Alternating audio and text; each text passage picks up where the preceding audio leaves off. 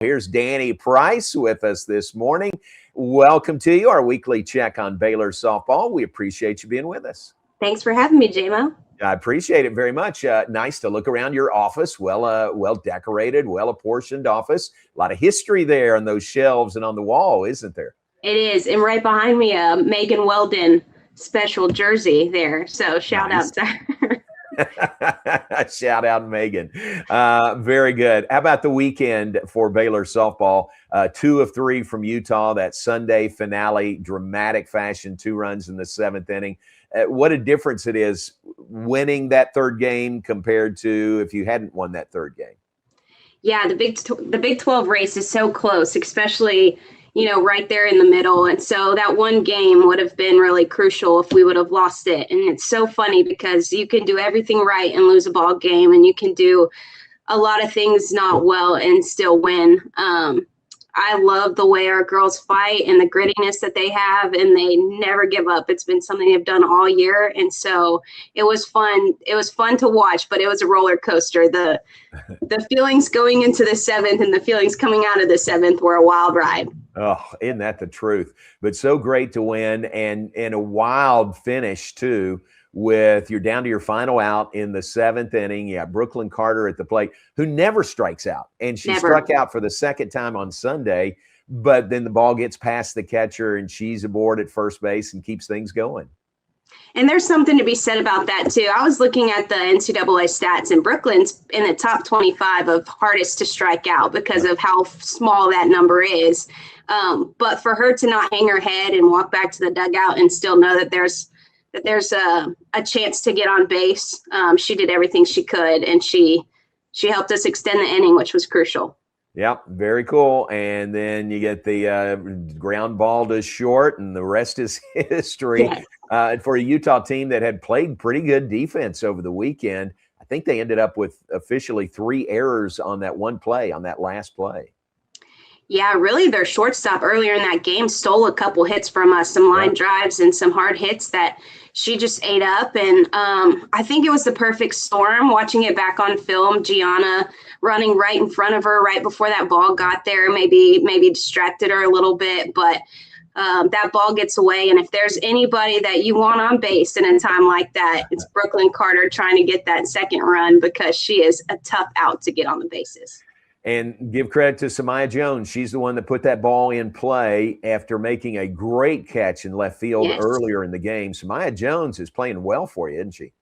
Yeah, she's playing really well on both sides of the ball, and really on the bases as well. She's dynamic on the bases, just like Brooklynn Carter is. And she made that catch earlier in the game, but she had a couple really good at-bats earlier in the game too. A line out that the shortstop caught, and just seemed to be seeing the ball well. And so was happy to have the bat in her hand at the end of the game. Yeah. Glad it worked out. 3-2 Baylor win in the series finale as Baylor takes the series 2-1 over Utah. Talk about being aggressive on the base paths.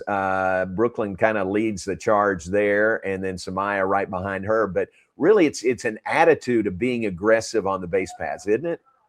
Yeah, it's an attitude, and I would say that they want to challenge a defender. If a defender is not going to take them seriously, they're going to make them pay for it. So Brooklynn and I will laugh before series of, hey, you're going to make this catcher look silly. She loves that competitive side of the ball, and she looks for the opportunities. Sometimes a lot of base runners, I think, will just take what's given to them, and they want to take some extra. Yeah. Dani Price with us, Baylor softball. The weekend against Utah also included a reunion of the 2011 Women's College World Series team. And little rain, little delays, that's not going to affect that reunion. It seemed like everybody had a great time. I had a great time. It was so fun to see so many people back. We were missing Whitney Canyon and Claire Hosack and Courtney Repka, but so many of them got to get together, and it was just funny hearing them tell story after story after story and go right back to that time.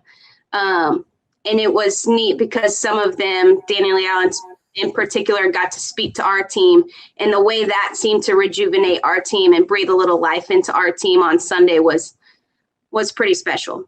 Yeah, that's really cool that you can bring them back, and so many were back. Yes. Not everybody can, but so many were back. That was fun to see. All right, how about the week ahead? This is a big game tomorrow night against Texas State. I mean, you're going on the road and playing down there, but it would be a big RPI win if you could come home with a win. Yeah, a huge RPI win. Texas State has already knocked off A&M this year and have had some really big wins, and they've got a couple really good arms in their bullpen that have shut some good teams down. But a top 30 RPI team, I think, is what Coach Moore said. So it would be really, really important for us, and I think just a great setup for the weekend ahead that we know is important as well. Yeah, and I think they beat Texas Tech last week also, didn't they? Or yes, maybe you're right. They did. They beat Tech. Yeah. They did a shutout at home. Wow. So that'll be tough. That's tomorrow night against Texas State. Then you come back home, and it's Oklahoma State, always a big series when the Cowgirls come to Waco. Always a big series, always a competitive series. A lot of close games with them in the last couple of years. And a big one because it's senior weekend and we get to celebrate some of the seniors that have poured so much into this program. But we always know the games are going to be a roller coaster of a ride with Oklahoma State in the opposing dugout. Isn't that the truth? A lot of memories there in those series here in Waco and in Stillwater as well. So that'll be fun. And Saturday, part of the fan fest going on with Baylor Athletics over the weekend. So we want people to have the softball game against the Cowgirls at 2 p.m. Saturday on that schedule as well. Getterman Stadium has been good. Getterman Stadium's been rocking this year, hasn't it? It really has. We've had some really great crowds, and there have been some games that that the girls have really put on a show for the crowds that we have had. It's fun to hear the stands and the people in the stands start the chants and dance to the scoring run song and to really get into it. It does breathe life into our team, and I think it just keeps those rallies going longer and longer.